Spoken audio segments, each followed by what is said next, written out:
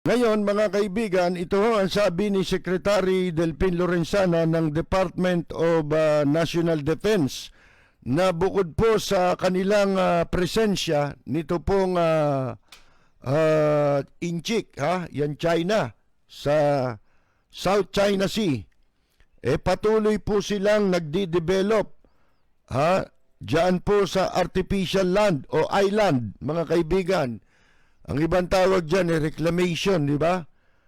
Area. Yan po ayon kay Secretary Delpin Lorenzana.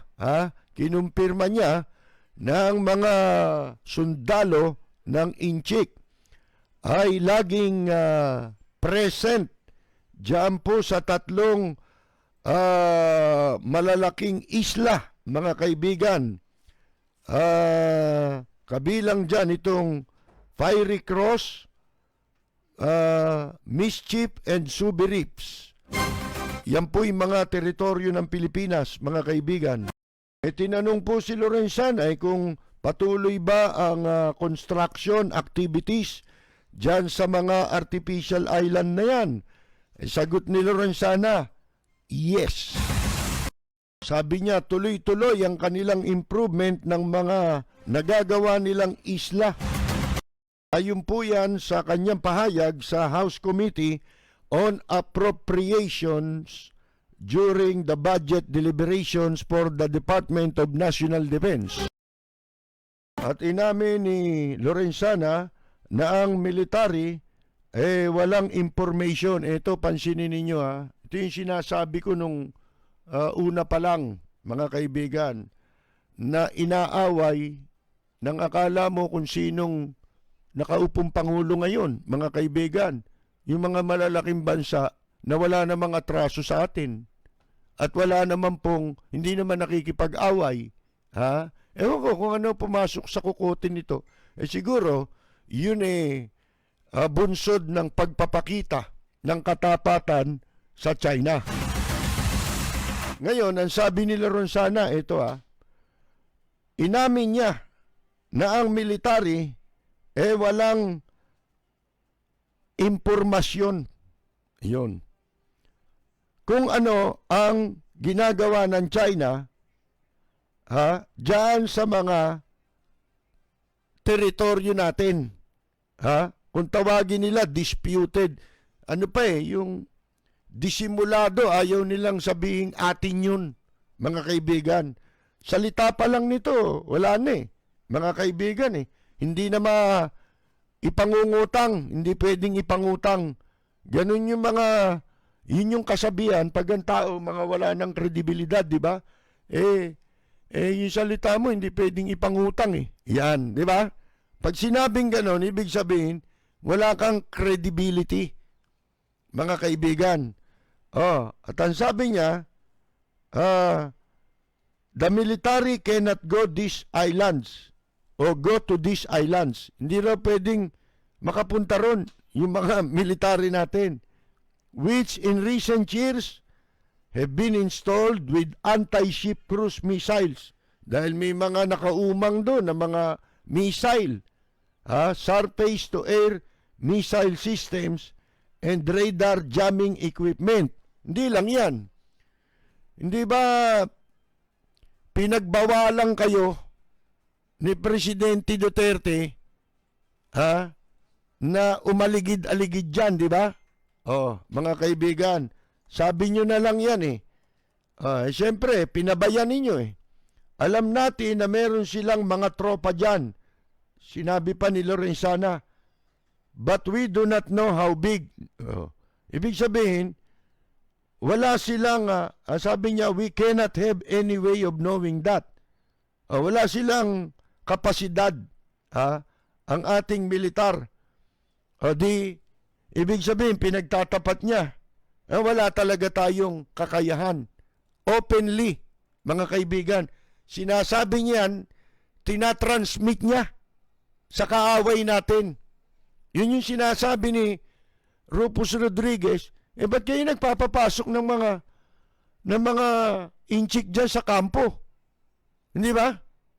Ba't nyo pinapapasok yan? Ba't kayo nakipagkasunduan dyan? Ba't kayo nakipagsara ng kontrata dyan na pwede sila magtayo ng mga cell sites? Gayong tayo'y merong pinagtatalunan, hindi ba? Na teritoryo na inaagaw nila mula sa atin. Hindi nila mabigkas yun. Mga kaibigan, takot sila. Bakit ko pinapapansin sa inyo yung pong sinabi niya na wala tayong kapasidad o ang ating Armed Forces of the Philippines walang kapasidad, mga kaibigan, na malaman kung ano yung exactly na activities na nangyayari dun sa mga teritoryo natin. Bakit ho? Bakit wala tayong kakayahan? Wala silang ni intelligence information, wala eh. Nothing. Zero, mga kaibigan. Bulag na bulag sa kung ano ang nangyayari doon. Ang alam lang niya, meron silang tropa dyan. At alam niya, may mga missile. Tinatakot pa tayo eh. May missile, surface-to-air missile systems, and radar jamming equipment. Alam nyo, kung hindi kahayupan niyang pakikipagkasundo sa China, tignan ninyo hindi ba pag ikaw ay nakikipagmabutihan sa isang bansa, gagawin ba yan ng China? Doon pa lang mga kaibigan Hindi ba? Katulad yung ikaw, makikipag-usap ka sa tao para kayo magkasundo, magkaroon kayo ng magandang at mabuting relasyon, mga kaibigan, gagawin mo ba? Gagawin ba nung isa sa dalawang yun? Yung magiging dahilan para mabastos yung kausap mo. Malapastangan mo yung kausap. Meron bang usapang nilalapastangan ka? Meron bang tinatawag ni Presidente Duterte na kaibigan daw niya? Sinasama pa tayo natin, yung China. Siya lang yun Mga kaya, tsaka yung mga garapata na nakikinabang sa China. Yung mga nasa gobyerno na masisiba sa kontrata, sa pera, katulad yan sa Manila Bay. Lahat yan sa inchik yan. Di ba, kakontrata dyan yung kumpanya rin na ang nakapront itong si Dennis Uy. Itong pinatatabang kroni ngayon sa kasalukuyang administrasyon at pinatatabang oligarch ng kasalukuyang administrasyon. Meron bang ganong, kung talaga mabuti, layunin yan. Sa pag-uusap nyo, gayong kayo ay nakikipagmabutihan. May pa shake hands pa, di ba? Wala naman sila maipakita kung ano na yung mga sinasabing naging resulta ng mga ipinangakong investment dito ng China. Hindi naman investment yan One way din yan Mga kaibigan Sila lang ang kikita dyan Alin? Yang ginagastusan ngayon ng gobyerno na pagtatambak ng palsipikadong buhangin na dolomite dyan sa Manila Bay. Kaninong pera yan? Pera ng gobyerno ng Pilipinas yan.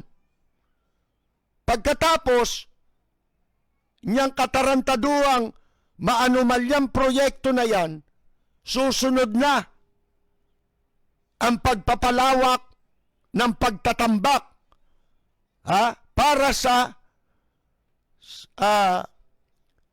mga pagtatayuang negosyo ng bansang China. Diyan po sa Rojas Boulevard, sa dagat, natatambakan nila Pasay, Maynila, at iba pang mga lungsod na malapit dyan sa coastal natin ng Manila Bay. Walang preno kung bumatikos. Malalim at makatwirang komentaryo. Mag-ingat ang mga politikong gumagawa ng kalokohan at baka kayo ay tamaan ng Rapid Fire! Sipin mo, pera ng gobyerno, ginagamit sa pag-develop para bigyang daan. Iyan pong maitayo ang negosyo nila rito. Ite-take over ang economy ng Pilipinas. Para sa take over ng economy ng Pilipinas, take over ng China. Mga kaibigan. Ngayon, bakit natin sinasabi kanina, pansinin ninyo, yung salita ni Lorenzana, inutil na pala kayo eh. Bakit pa tayo may Department of National Defense? Eh kung ako si Lorenzana, di mag-resign ka na. Hindi ba? Eh wala naman pala kayong magagawa eh. Asan yung sinumpaan ninyo na ipagtatanggol ninyo ang bansang Pilipinas at ang mga mamamayan laban sa anumang pananakop, panlulupig na mangyayari sa bansang ito, mga kaibigan.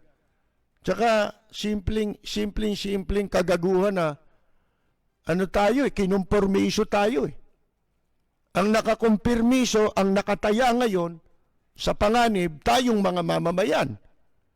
Sila na naglilingkod at humihimod sa tumbong ni Xi Jinping at ng China, mga kaibigan, eh sila ang nakikinabang. Ikinukompormiso ang kaligtasan ng mamamayang Pilipino at ng ating bansa, ang kasarinlan ng ating bansa. Meron bang pakikipagmabutihan? Di ba tinatawag nila kaibigan daw natin yung China? Sana kung kaibigan mo lang yan, ano pakialam namin kung kaibigan mo yan? Hindi ba? Walang makikialam kung kaibigan mo ang China hanggat hindi maikukumpormiso ang interes at kapakanan ng bansa at ng mamamayan. Ngayon, kung nakikipagkaibigan ka dyan at ang magsasaper ang mamamayan Pilipino at maikokompormiso ang ating kasarinlan, ang kasarinlan ng ating bansa, abay, hindi pwede yun. Hindi ba? Kahit sino, ang tawag nga dyan, kaya nga tinatawag na katraidoran yan eh. Yung ganyan sistema. Makikipagmabutihan ka sa isang bansa na puro one way. Mga kaibigan, isipin mo, pakikipagmabutihan ba yan ha? Sinasabi na nga nito si Lorenzana, nagtatayo dyan. Eh pinagtatalunan natin yan eh. Kung talagang in good faith yung mga yan at walang masamang motibo, mga kaibigan, at hindi nila balak talaga na sakupin ang Pilipinas at lupigin ang ating bansa, mga kaibigan, dapat wala silang gagawin dyan. Status quo. Hindi ba? Hanggat hindi tayo nakabubuo ng kasunduan. Hindi ka rin pwedeng pumasok sa kasunduan na kayo lang. Lalo na kung yan ay disadvantageous sa interes ng bansa at ng mamamayan. Anumang kasunduan na disadvantageous sa kapakanan at interes ng bansa, ng mamamayan, krimen yan. Mga kaibigan, kanina, ating ine-emphasize yung pong sinasabi nila ron sana na wala tayong kakayahan dyan na malaman kung ano yan, basta't ang alam lang natin, nandyan sila.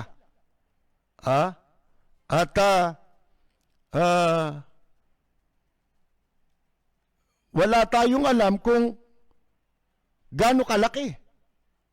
At wala rin tayong paraan na malaman yan. Yun.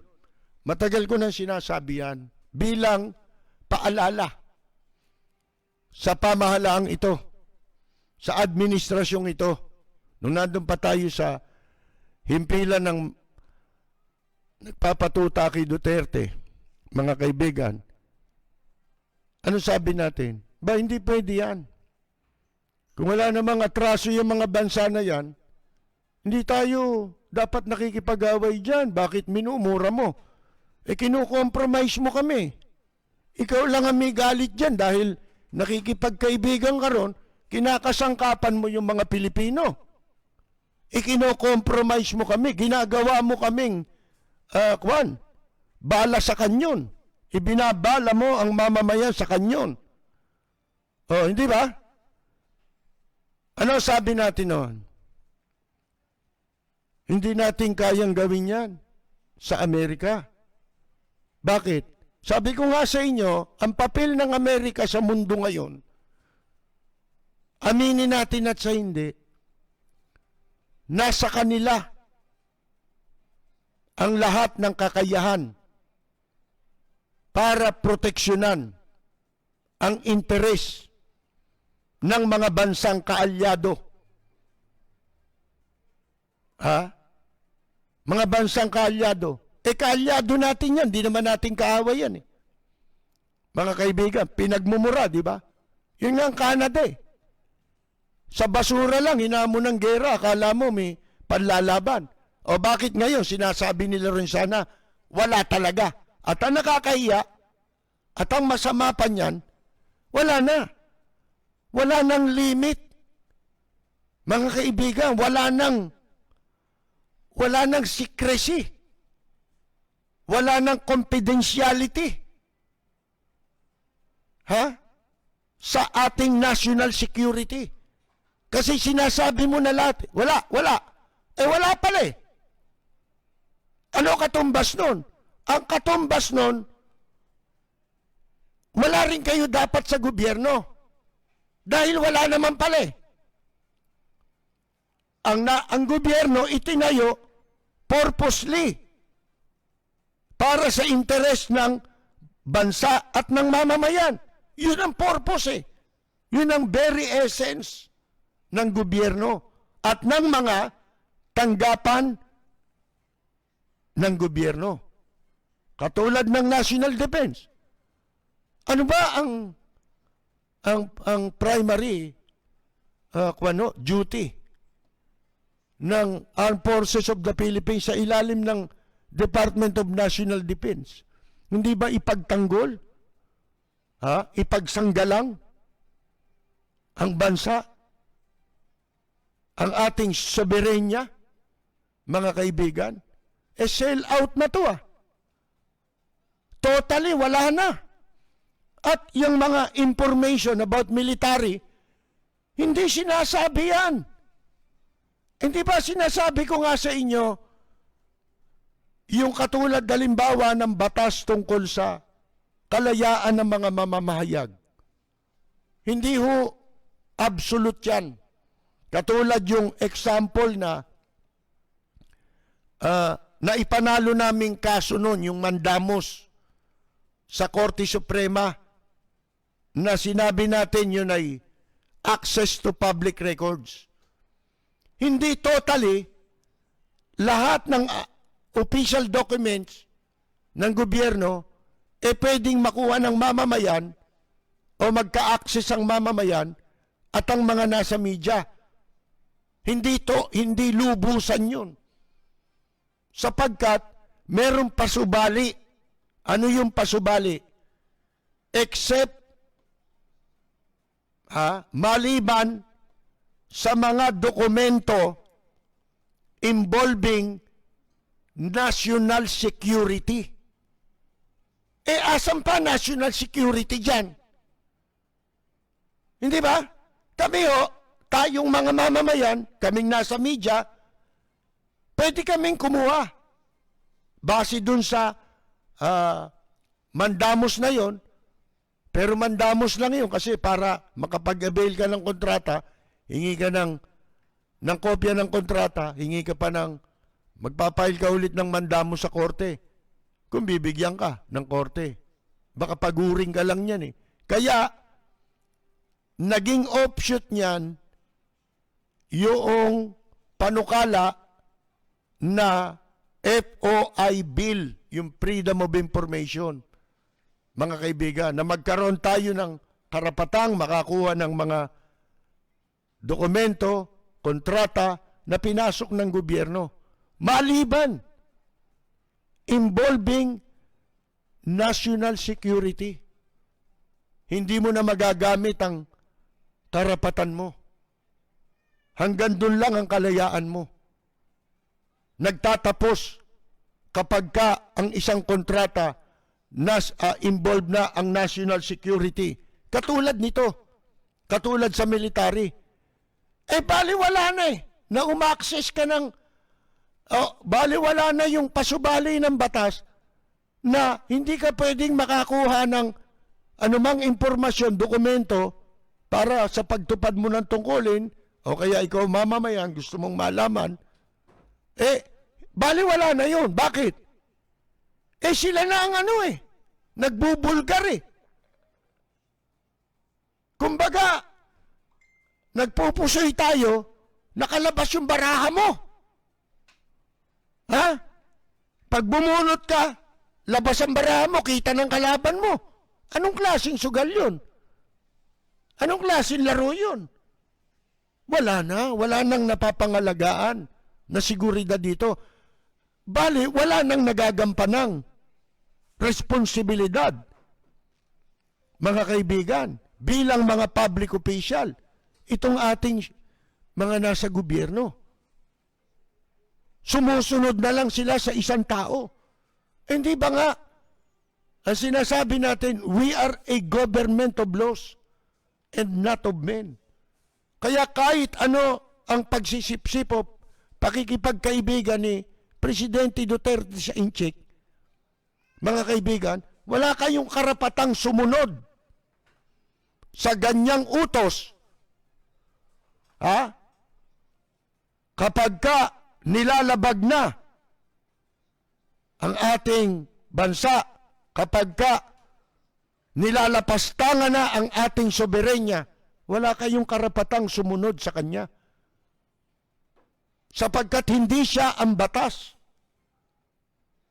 Ha? Hindi kayo sa kanya nanunumpa at nananagot. Error na na tayo ay o sila ay nananagot sa batas. We are a government of laws and not of men. Kagabi nabanggit natin yan. Di ba? Sana kung walang, sa kaso ni Pemberton, sana kung walang GCTA, okay lang yun. Magwala tayo. May batas Tapos na-avail niya Di ba? Kaya tayong lahat, yun ang sinasabi natin, papatak lahat yan doon sa tinatawag na rule of law.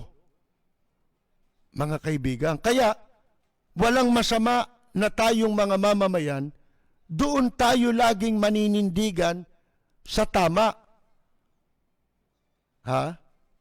Kahit na ikaw ay tagahanga ng isang tao, pero yung ginagawa ng tao ay lumalabag na sa tinatawag na rule of law, iiwalay mo na yung paghanga. Kailangan manindigan ka. Kahit gusto mo yung tao na nakaupo, doon ka pa rin manindigan sa rule of law. Yun ang sinasabi natin Kung kayo, ang sa inyo, tama lang, yung paborito nyo lang na politiko, hindi baling malabag ang rule of law, abay, pareho lang tayo nito. Bakit pa tayo magbabatikusan? Bakit pa tayo pupuna? Hindi ba? Ganun din pala kayo. Di ba? Yun mga kaibigan Kaya nga, sinasabi natin, itong sila Lorenzana, abay, wala na kayong silbi. Hindi na ninyo nagagampanan ang inyong tungkulin. Dapat nagre-resign na kayo. Di ba? Kasi kabaliktaran na yan eh. Oh. Pagtatraidor na yan eh. Hindi ba? Oh, ano yung isa pang tawag dyan? Betrayal of public trust. Mga kaibigan. Oh, mas matindi nga ito eh. Sapagkat ito, buong bansa na ang ikinokompormiso rito. Nang walang nagagawa. May pa-training kayo sa military, di ba? Pinag-aral kayo ng taong bayan.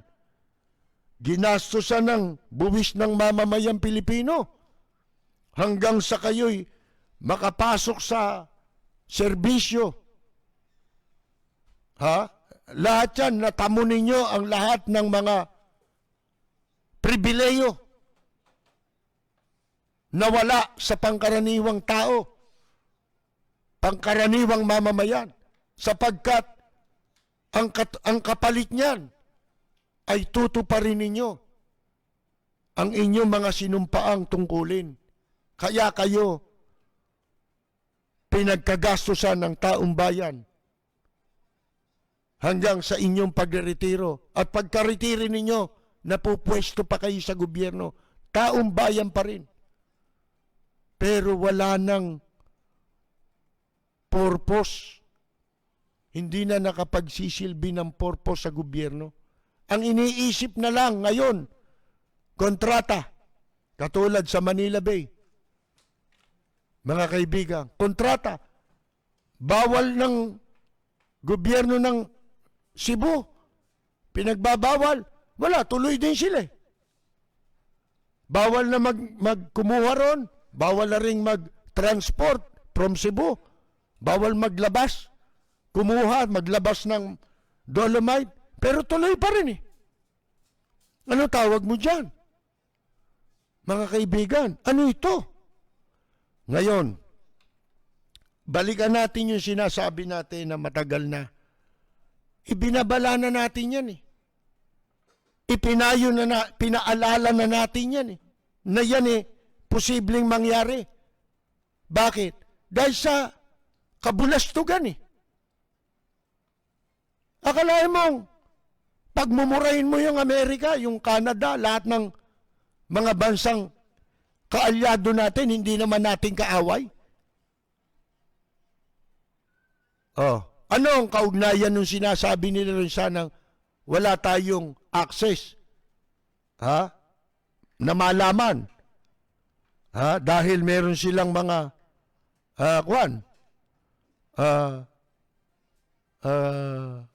wala tayong information. Diba? Ano sabi natin noon? Sa mga sumusubaybay, maalala nyo yan eh. Ano sabi natin? Kailangan natin yan. Yun ang papel ng Amerika eh. Sila may kaalaman. Alam nila kung ano nangyayari dyan. Hindi ba? Oh. Lahat na nangyayari dyan. Nakita ninyo yung nung patayin yung general doon sa Iran, di ba? Sa Iraq ba yun? Oh. Yung walang di ba? Oh. Satellite eh. Mga kaibigan eh. Push button na lang eh. Puro missile ang tumama sa kanila. Naubos sila eh. Kitang-kita sila oh. Ha? Kahit silhouette, alam eh. Tumatakbo sa lahat eh. Lahat yan, kaya ng Amerika yan. Yun ang role nila eh. Eh tayo ano? Ha? Papapasukin pa natin dito. Sa kampo pa man din ng militar. Mga inchik. Isipin ninyo yan. Oh, eh kahit anong meron tayo, baliwala na lahat yan. Ha? Mga kaibigan. Sapagkat, ano na eh, sleeping with the enemy. Ang tawag dyan, di ba? Ay, sus Mariosep, Eh kung tayo po ay kaalyado ng Amerika, may access tayo dyan. Hindi ba? Lalo pa yan eh. Ang Amerika ay tutol. Sa ginagawa ng China sa ating mga teritoryo. Base sa ruling ng UNCLOS. Mga kaibigan, isipin ninyo yan. Pagkatapos tayo, yung namumuno dito, panayang nakikipag-lips to lips sa incheck kay Xi Jinping. Mga kaibigan, anong kalokohan yan? Katulad niyan, ito sinasabi ngayon nitong si Roque, si Commissioner Roque,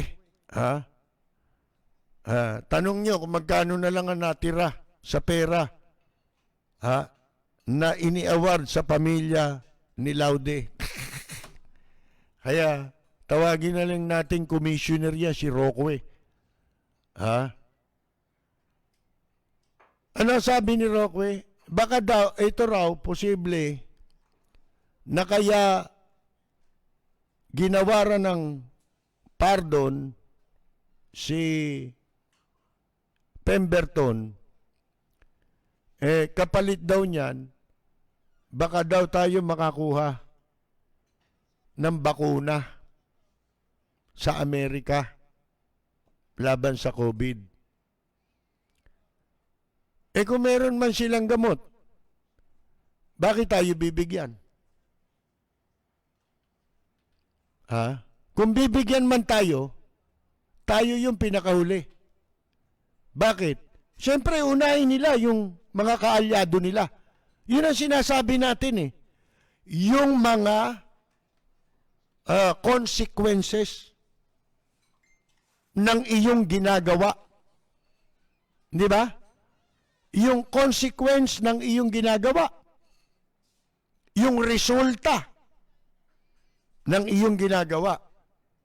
Yan ay ibinabase natin batay na rin sa mga pangyayari na kapag kinalaban mo, lalo na ito, lalo na yung issue na yan sa territorial dispute natin,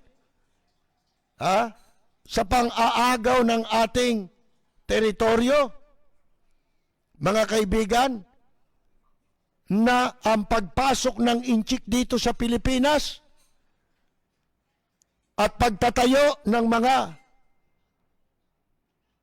military installation nila. Lalo na yung communication. Bahagi yan ng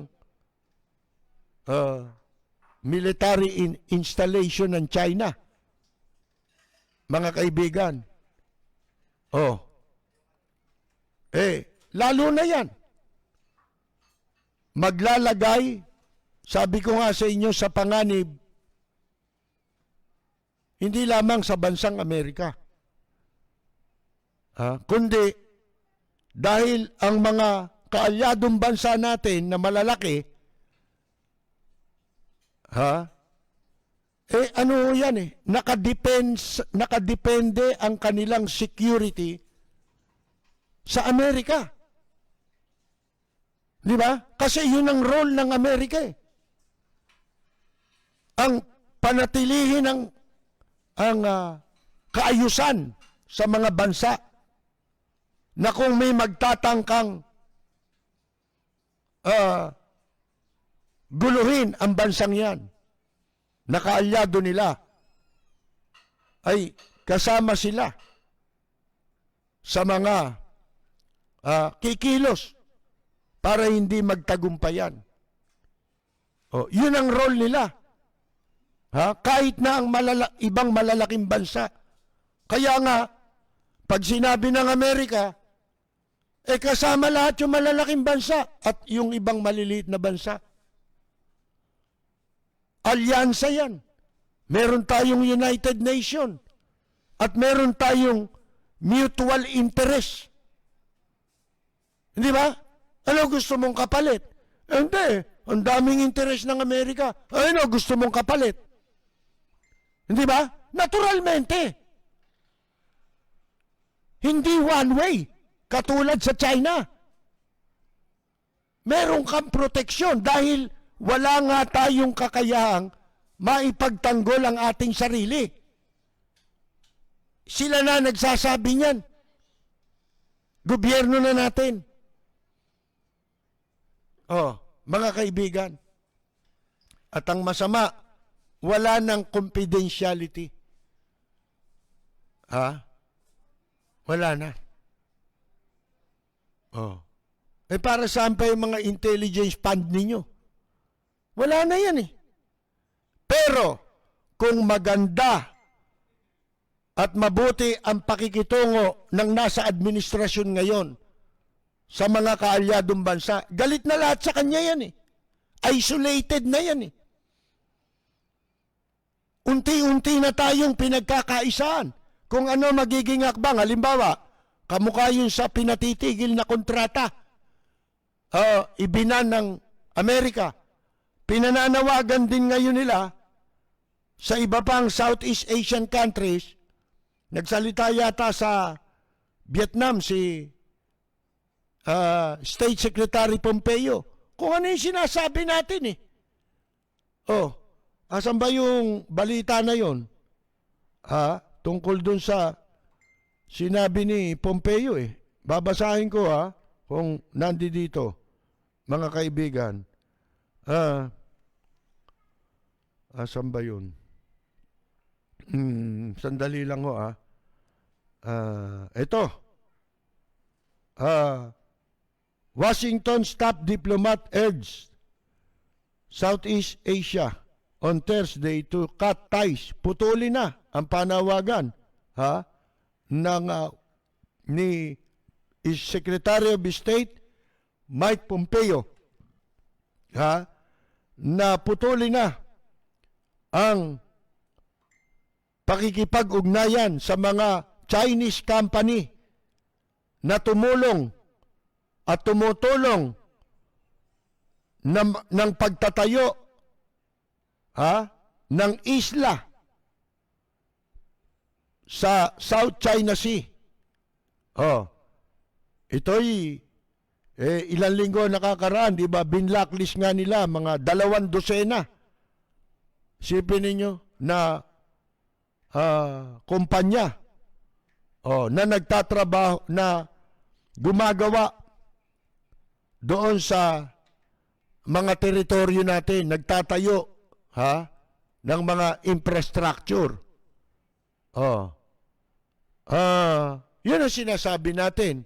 Ano ibig sabihin nito? Ibig sabihin nito, hinihimok nila na magkaisa na mga bansa.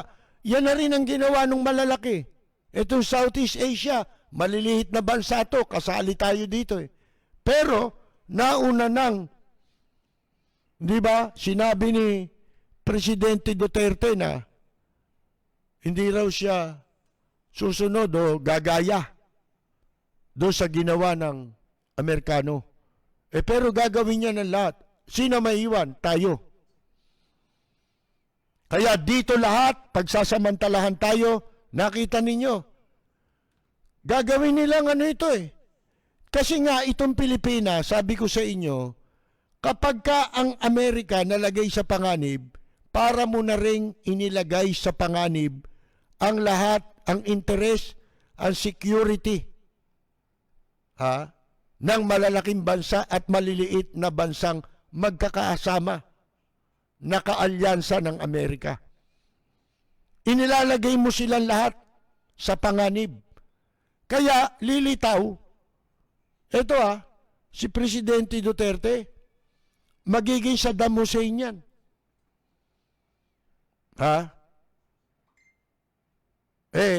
Anong kategorya ba ni Saddam Hussein?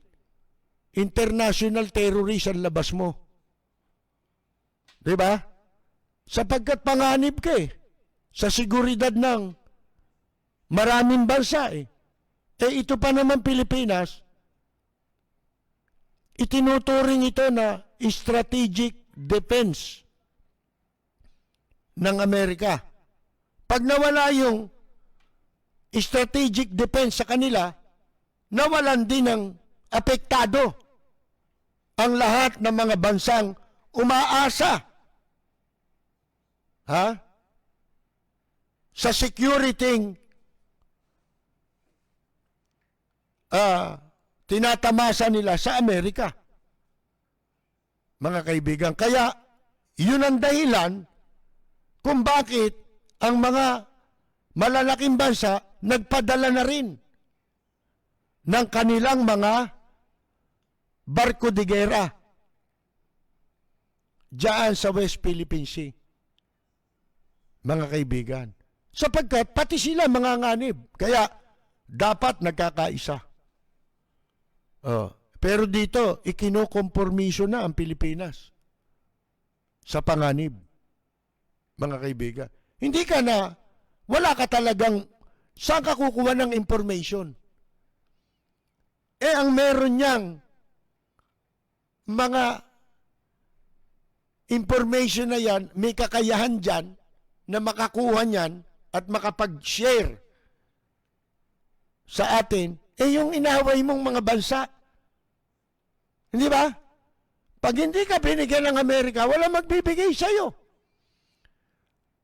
Sino merong information tungkol sa ginagawa ng China? Accurate information. Kung sino yung itinuturing ng Amerika na kaalyado nila at hindi panganib sa kanila. Yung sinasabi ni Roque na papalit nung paggagawad ng pardo na hindi naman hiningi, mga kaibigan, kay Pemberton, kapalit daw bakuna. Ano? Alam nyo kung yung information na sinasabi ni Lorensanang wala tayo, hindi rin ibibigay ng Amerika sa atin yan. Alam nyo kung bakit? Kahit na magsip-sip pa kayo, yung ginawa nila dahil kay Pemberton, sa palagay ninyo ganun-ganun lang yung ginawa ninyong perwisyo sa mundo. Pinerwisyo nitong pagpapapasok natin sa China at pagpapabaya ng administrasyong ito sa ginawang paglapastangan ng China sa ating soberenya. Nilagay natin sila sa panganib. Idinamay natin sila. Pinangangalagaan nila ang teritoryo ng Pilipinas dahil ito yung strategic defense ng Amerika na makakaapektado ang lahat ng bansa. Pag naisapanganib mo yan, isinapanganib mo Di ba? So, bakit kami magbibigay ng kung ano kailangan mo? Di ba? Hindi naman kami tanga. Kung lokohin mo kami, lalo na yan, paiba-iba sinasabi. Iba sasabihin ngayon, iba sasabihin bukas. Yun ang sinasabi natin, wala ng credibility. Wala ka na ring access to any intelligence information. Ganun kasimple lang ang paliwanag niya. Common sense yun Mga kaibigan Bakit pa pagtitiwalaan kayo? Hindi ba? Hindi ka na pagtitiwalaan. Bibigyan ka ng bakuna? Baka sa puwet si Roque. Yung sinasabi niyang bakuna. Bakuna sa puwet. Ayun. Pero, wala ka ng credibility, mga kaibigan Pinagtatawanan na nga lang si Presidente Duterte, di ba? Sa ibang mga bansa ngayon. Sa Amerika pala, ganun din Kinokomentaryan, ginagawa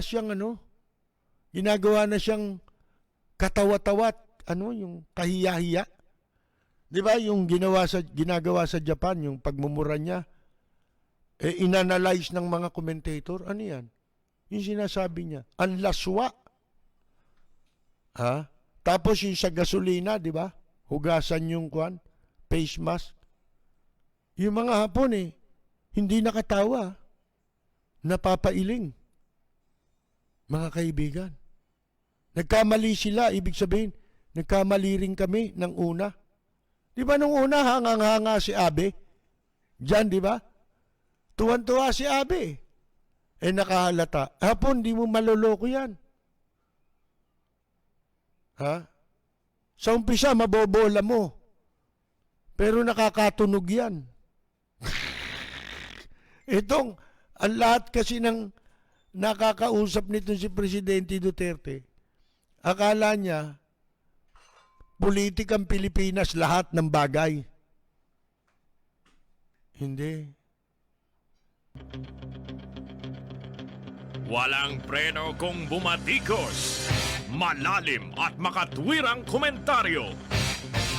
Mag-ingat ang mga politikong gumagawa ng kalokohan at baka kayo ay tamaan ng Lapid Fire! Ito para sa kaalaman ng iba, si Secretary of State Mike Pompeo nagsalita nga po sa saan ba ito? Sa Vietnam yata sa Regional Asian Summit hindi tama, sa isang Regional Asian Summit meron siyang sinabi, don't just speak up. Hinihimok niya ang mga bansa sa Southeast Asia. Saan pa susunod yung mga bansang yan? Diba? Hindi sa Amerika, sapagkat lahat yan kita niyo yung sa Papua New Guinea? Alam ba ninyo? Ang Papua New Guinea, mahirap na bansa. Tinutulungan ng Australia yan. Umutang din sa yan Sa China yan Alam ba ninyo, ginawa ng Papua New Guinea? Dahil sa inagrabyado sila. Katulad ng ginagawa ngayon sa Pilipinas. Mga kaibigan, meron bang pakikitungo na ganun? Inaagrabyado mo yung bansa na sinasabi mo, kaibigan mo. Pagkatapos puro sa'yo lahat ang pakinabang. Dinidiktahan mo ang ekonomiya nila. At kinokontrol mo ang ekonomiya ng mga bansa. Ano ginawa ng Papua New Guinea? Sinwindel na sila. Ayaw na silang bayaran. Alam nyo ang dahilan? Yung kanilang national security. Ginagamit na ng China yung kanilang mga itinayong negosyo katulad ng Huawei. Communication yan para labagin ang national security ng Papua New Guinea. Para mawalan sila ng laban. Katulad ng ginagawa ngayon na pinapayagan ng ating gobyerno. Sipin ninyo yan. Ito. Sabi ni Pompeo, it was time for Southeast Asian governments to reconsider their own relationship with firms working in the sea. Ito yung tinutukoy nilang mga kumpanya na ginamit ding kumpanya ng China sa pagtatayo nila ng artificial island. Tinambakan yung mga teritoryo natin at tinayuan ng mga facilities. Ito pa nga si Lorenzana nagsasabi, nandyan na yung mga armas nila. Para saan yan? Di, ipinapahamak tayo.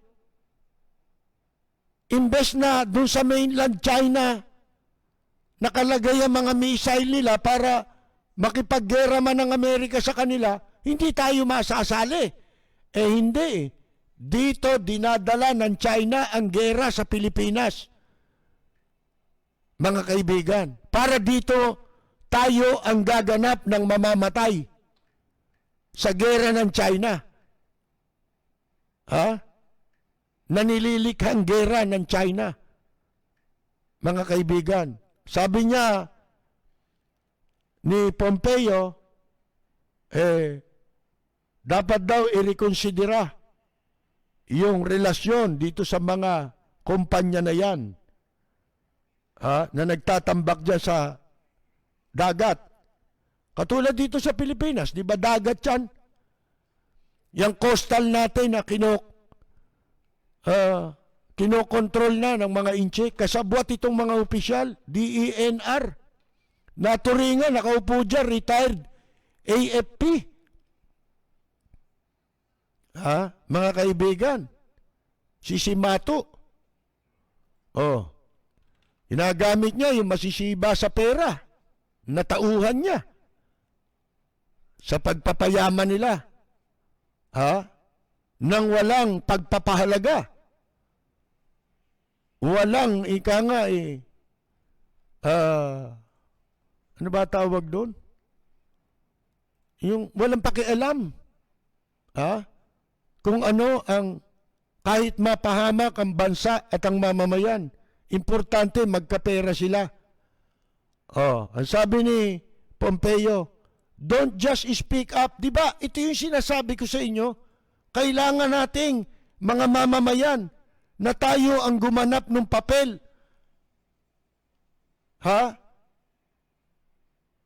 Na magsalita tayo laban sa China, manindigan tayong mga Pilipino laban sa ginagawang paglapastangan sa ating kasarinlan, mga kaibigan, sa ating soberenya ng China. Ang sabi ni Pompeo, don't just speak up, but act. Huwag kayong magsalita lang. Kung hindi, kumilos kayo.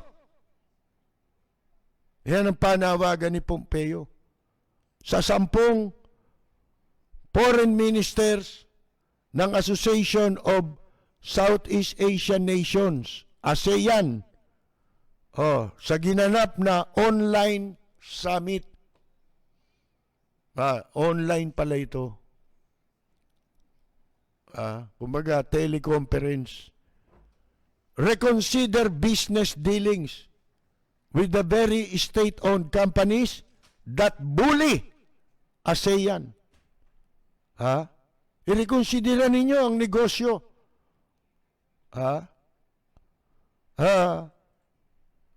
Diyan sa mga state-owned companies. Ibig sabihin, pag-aari ng gobyerno ng mga kumpanya yan. Lahat ng kumpanya ng China, kumpanya ng gobyerno nila eh. Kontrolado lahat ng gobyerno. Na mga nambubuli sa ASEAN coastal states in the South China Sea. Sipin ninyo, di ba ganyan na sinasabi natin? Don't let the Chinese Communist Party walk over us and our people.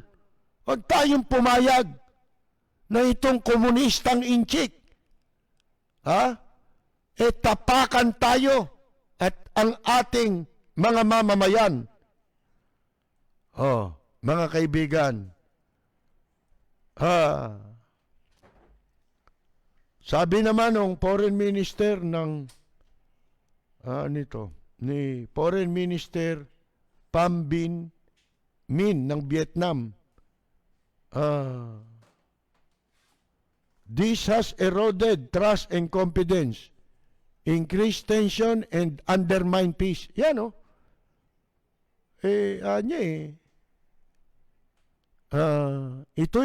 itong ginagawa ng China ay sumisira o nagpapaguho sa tiwala at kumpiyansa at nagpapalala ng tensyon na minamaliit ang kapayapaan, seguridad, at ang rule of law in the region.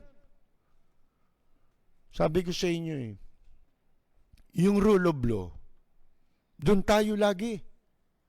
Huwag tayong lilihis doon. Walang masama na maniwala ka kung kanino. Pero pagdating sa national interest, pag sinabi mong national interest, kasama ang national security, lahat, ano tawag mo dyan? Yun ang rule of law. Katulad halimbawa sa pinag-aagawang teritoryo, atin yan. As far as the law is concerned, base sa UNCLOS decision na pabor sa atin, kinikilala ng Amerika at ng mga kaalyadong bansa, itong mga Southeast Asian countries na ito, kinikilala nila, European countries, yung decision na yan.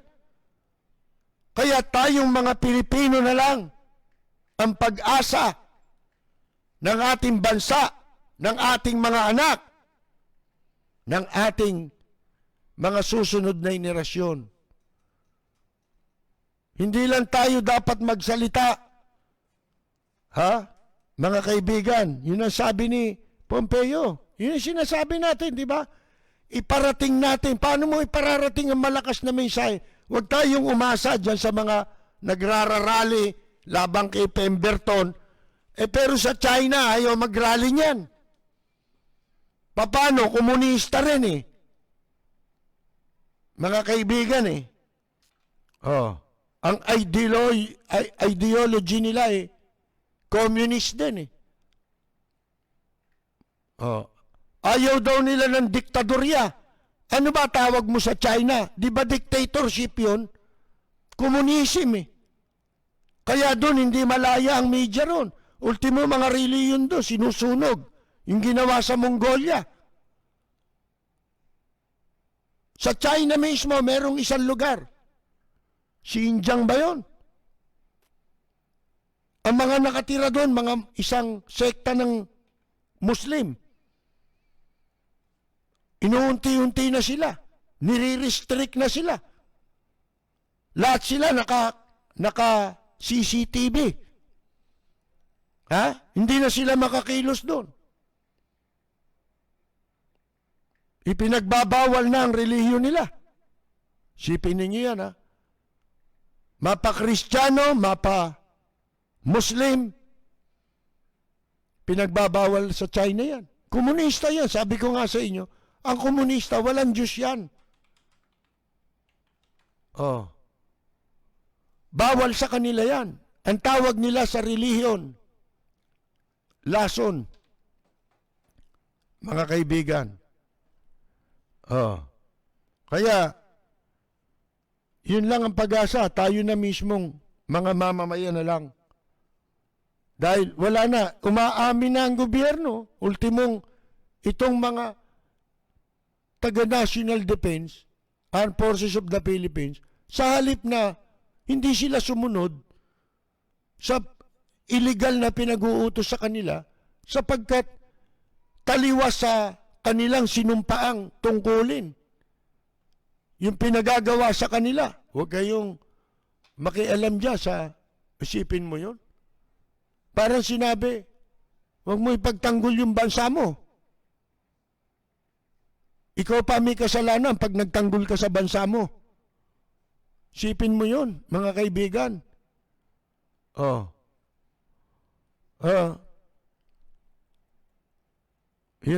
Ang pinaka magagawa na lang nating mga mamamayang Pilipino para sa ating bansa.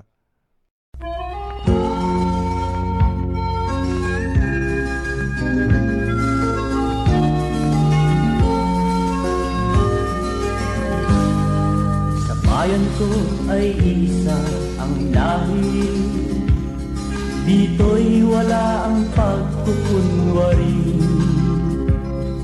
Hindi padagaig sadyang kilala sa daigdig, may pagkakaisa sa bawat nais. Ang bayan ko'y punong-puno ng yaman, bakit ito'y kailangan pang iwanan? Hindi nga ba't anong sarap mabuhay ng buong ganap? Sa bayan mo, sumabit man yaong wakas. Dito sa bayan ko, lahat kami pantay-pantay.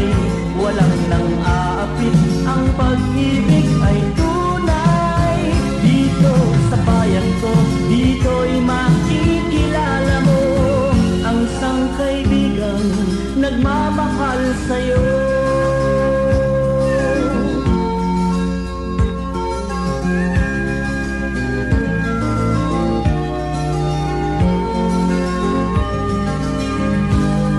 Ang bayan ko'y punong-puno ng yaman, bakit ito'y kailangan pang iwanan? Hindi nga ba't anong sarap mabuhay ng buong ganap? Sa bayan mo, sumapit ng yaong wakas. Dito sa bayan ko, lahat kami pantay-pantay. Walang nang aapit, ang pag-ibig ay tunay. Dito sa bayan ko, dito'y makikilala mo ang mga kaibigang nagmamahal sa'yo. Dito sa bayan ko, lahat kami pantay-pantay. Walang nang aapit, ang pag-ibig ay tunay.